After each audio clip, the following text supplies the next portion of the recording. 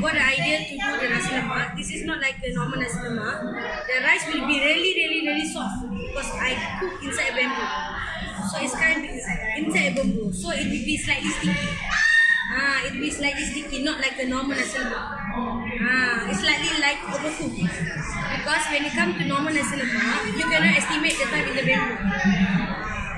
So it will be slightly overcooked the nasi together with the rendang ayam nyonya, nasi lemak, sambal nasi lemak, cucumber, kacang, ikan bilis, and full boiled egg.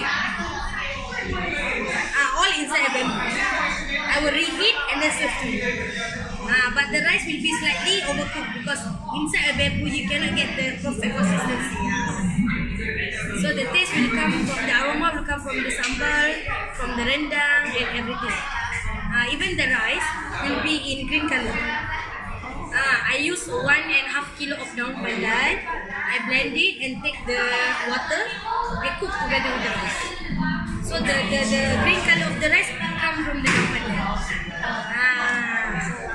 Wangi.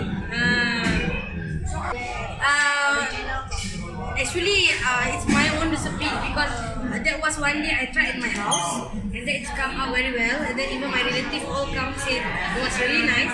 So come up with that now.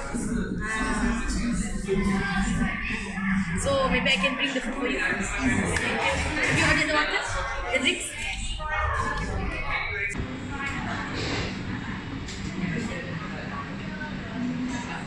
So there's a hole underneath for the rice to be cooked.